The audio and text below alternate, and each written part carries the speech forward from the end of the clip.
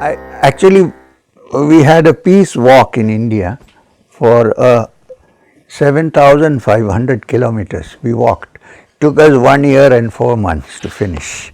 Started from one end of India to the other. So before starting the walk, I had requested the cardinal in Kerala. I come from the south, from Kerala. I requested the cardinal, who I know quite well, can I meet the Pope and take his blessings? Because I heard that the Pope was coming to India to for Mother Teresa, to make her a saint. So he was coming, so I said, can I see him? And the Pope cancelled the program. He was not coming. Okay, so we started the walk. Just about 2 months, 1 month before the walk, I got a call from the cardinal saying, the Pope has agreed to see you. I said, is he coming here? No, you have to go there. I said, but I am on the walk. He said, but you won't get another opportunity. This is very rare. He doesn't see. So I said, okay. Personal audience. I got tempted. So I said, okay. So I went quickly, and in this whole walk, I went and shaved because my beard had grown. And otherwise, they'll ask, visa picture, who is this? So I got the visa in 2 days. I went because there was a letter from the Vatican. So we sent it to the embassy, Italian embassy, and in the next day evening we got the visa. So I told the walkers, wait for 6 days, I will go and come back. They were happy because they were tired. So I went, there was a cardinal who came to meet me, and then he took me, I stayed in the Vatican, they gave me a place, and then next day morning, the cardinal took me to see the Pope, and so much security there. At every gate, every step there is a gate where there are guards, and there are these Swiss guards standing there, colorful clothes. So anyway, he took us inside and took me inside, and there was one row of seats for diplomats where I sat. I was not a diplomat, but and others was for the cardinals, all the senior red-robed cardinals. So, and in the middle was a platform for one chair for the Pope, and we were waiting. And after some time, he came in an open jeep, open car, and he was driving.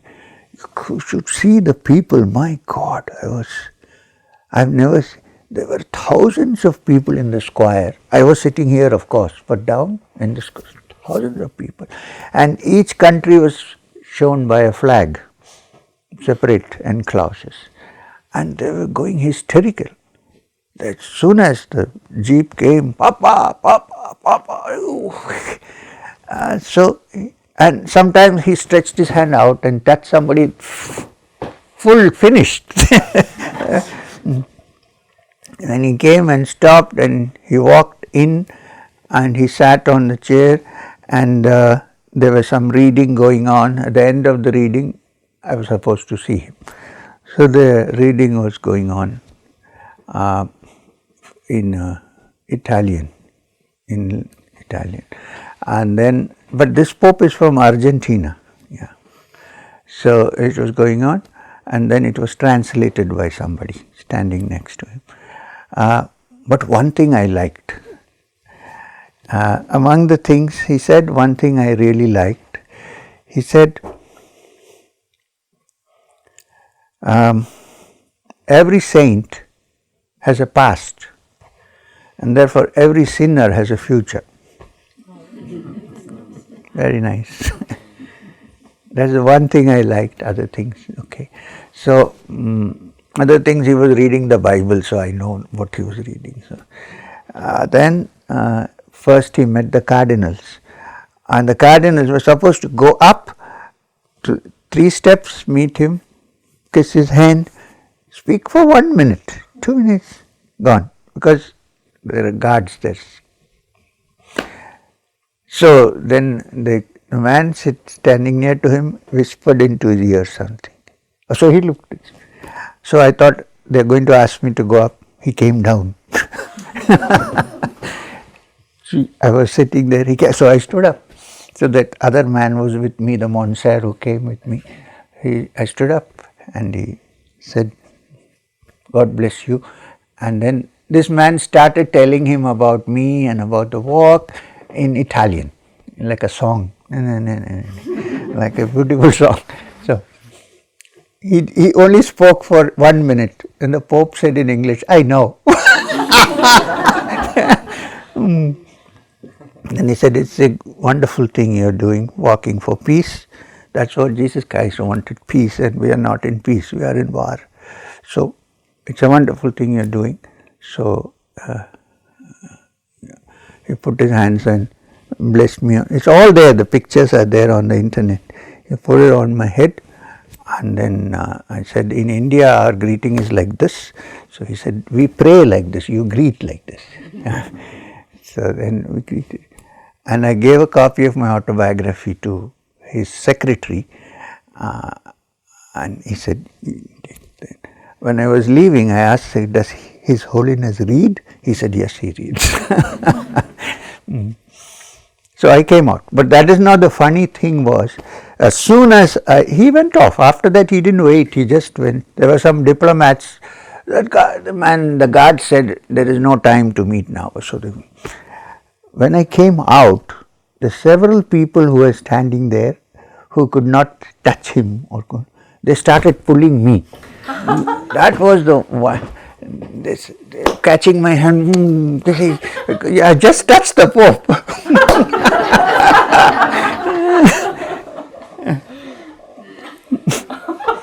You're so emotional.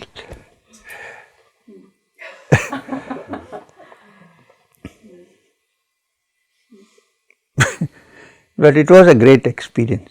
Next day I came back. And I was supposed to take the evening flight. At 2 o'clock under my door I saw a packet and I opened it, all the pictures. Very efficient.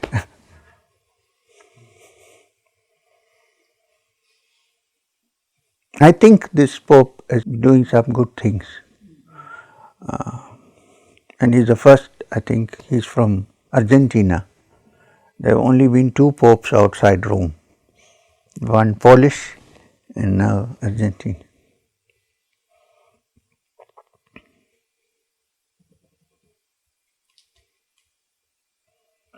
I mean to go sometime, and they have the original copies of Sister Sophia in the Vatican archives.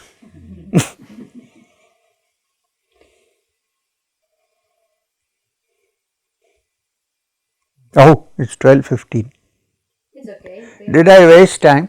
We have program until 12:30. Oh, really? Here it says 12. Oh, 12:30. Okay. I hope I didn't waste your time. Last part. Is there still time for one question? Yeah, of course.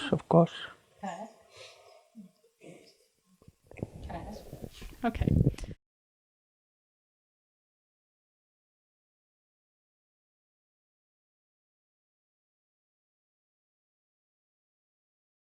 So I have a question regarding the truth. So I would love to hear what is your idea about intuition. Mm-hmm. So how is intuition related to truth, to the truth? So how do they connect? Okay. Now, it's a well-established fact by all spiritual seekers that the ultimate infinite cannot be found through our puny brain and its logical constructs, because it's too vast and too infinite to be defined or found by this limited thinking capacity that we have. Right? So, the only possibility is pure intuition, not for achieving something, but to find the infinite. When I say intuition, I mean that organ of your being which is other than the five senses and the brain. All our knowledge is made up of the impressions that we get from these five senses, and then which is sometimes and most times imperfect. The brain manufactures, or the mind manufactures, an idea about it, a blueprint. This is what we say, this is true because I have a blueprint now. And the source of the blueprint are the five senses, which are imperfect. So the blueprint has to be imperfect. Now with that blueprint, one cannot find the perfect, which is outside the mind. Outside meaning beyond the capacity of the ordinary mind to grasp. So there must be some other instrument, right? And that instrument is intuition. Now I would put intuition and devotion in one boat. When the human being realizes that his thought process will not be able to capture that, it is beyond thought, because the thought originates from it. It cannot find its own origin, right? But it doesn't mean that the Supreme really loves us, but that doesn't mean you can find Him this way, because we are using our intellectual faculties. It's not possible. I'm not saying you shouldn't be intelligent. The most intelligent person quickly discovers the limitations of the intellect. So, when one has discovered the limitations of the intellect, and then one says, now this is not going to work, so what can I do? Then some other faculty opens up in us, which is not of this, and that is intuition, true intuition. I'm not talking about the intuition, today is it going to rain? I have an intuition, not that. Me neither. So, this is intuition, true intuition, and you can call it the opening of the single eye,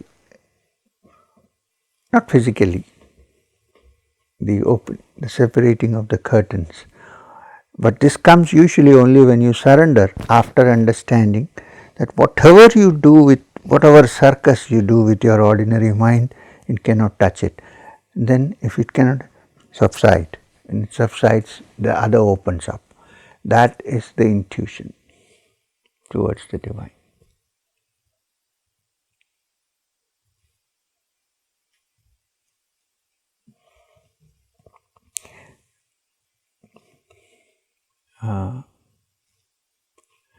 It's good to try, but all the circus, because then you know that this will not work.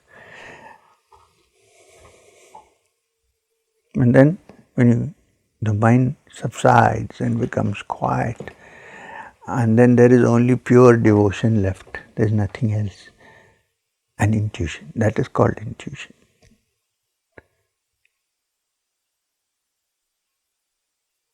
And it can get you where the brain cannot get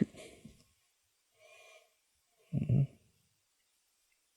But it's good to have a good brain, because then you discover this fact.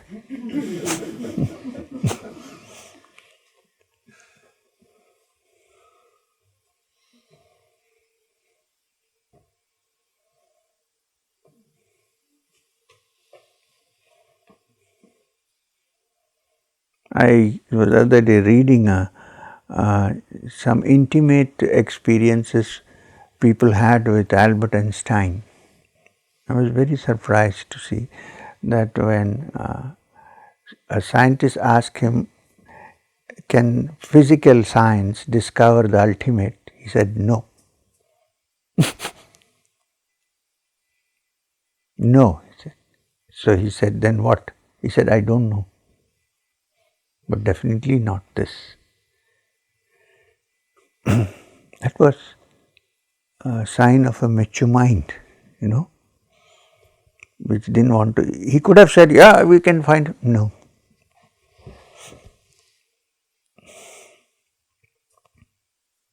And he also said, I was reading he said, if I had not become a scientist, I would have become a great violin player. He is very fond of the violin, apparently. And when he was not doing research, he would be sitting quietly in a place and playing his violin. He said many of the thoughts about the theory of relativity came not when I was mathematically calculating, but when I was playing my violin through intuition. This word I suddenly remember.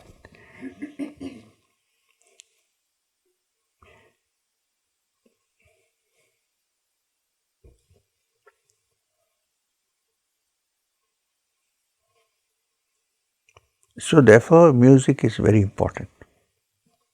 Somebody is going to sing tomorrow. What are you going to do tomorrow? Some music. Tonight. Oh, tonight. What are you going to? You will see. Okay. Sing like a young boy. If you are very curious, you can always in tune to it. So I will do that. I will try that.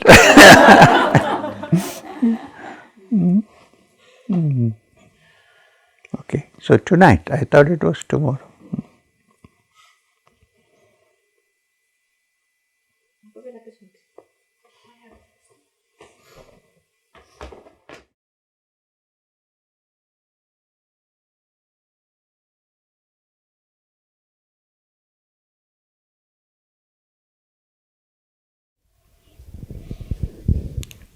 Let me put it this way. A soul per se has no sex. The soul doesn't have a sex. But when it is born in a male body, then it is male. When it is born in a female body, then it is female. I think basically what's happening is there are some hormonal changes happening. And this child may have a hormonal change in which some hormones are more than the others. See, look, every human being, male or female, has both male and female hormones. So, the female and the male hormone are there. When there are more of male hormone, then you have male features. And you have more of female hormone, you have female features, especially during the young age. So, I think in some cases there is a chemical imbalance. It's nothing to do with the soul. Don't put the soul into this. Soul is free. I think even a transgender can attain moksha because the soul has nothing to do with it, it's free. So this is a chemical imbalance and we need to handle it in two ways. One is we have to do a lot of psychological understanding in this matter, because if somebody is born with more of a hormone than normal, then they may get characteristics and the mind starts thinking that way. You feel, oh, I am trapped in the wrong body. This is the mind reacting to the chemical hormones and saying that I think I am in the wrong body. But for this, one of the important things is to don't ostracize these people. Don't think that they are strange. Treat them like your own. Try to make them understand. And if they don't understand, leave them alone. Maybe they are happier that way. But it's in no way doing anything to the soul. Don't worry about that. I think we shouldn't hold any stigma against them. No. Treat them as normal. Yes, of course. And it has nothing to do with the soul. Soul has not been destroyed. It's very much the same. But one should not force them in any way. But there is, of course, in this society, there will be a trauma because of this, more for the parents than for the child. But I treat such people with more kindness so that they don't feel left out of society, you know. In India especially, it's bad. Once this happens, then they are kind of ostracized from society. So some people come to me. They are in a state of complete torture. And sometimes the torture becomes a trauma. And the trauma becomes a kind of schizophrenia. You know. So when such people come to me, I treat them like friends. I always tell them, I have no difference between you and another human being, so relax. You know, come and see me whenever you want. If somebody stops you at the gate, say that I asked you to come. And some of them, in Gujarat, there's a whole group of people, and all of them are practicing Kriya now. So it doesn't matter. Maybe that kind of people are teaching us to accept acceptance. God is teaching us a lesson that there are many things in this world that you don't know, accept it. In fact, they need more sympathy and affection so that they don't feel left out, traumatized. Thank you.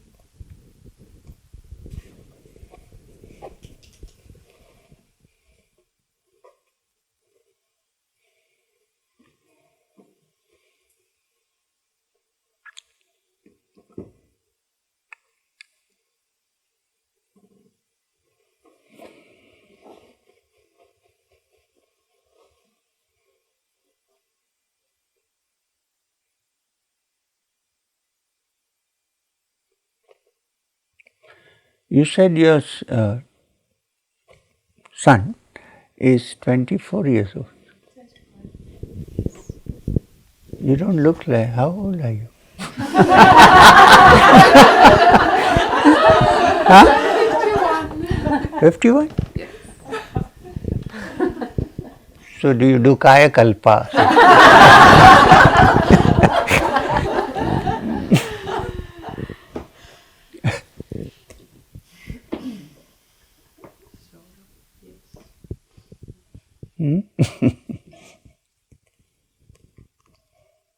So here we call it a day for the time being. We have another session in the evening. So we'll first start with Vaikriya. Thank you.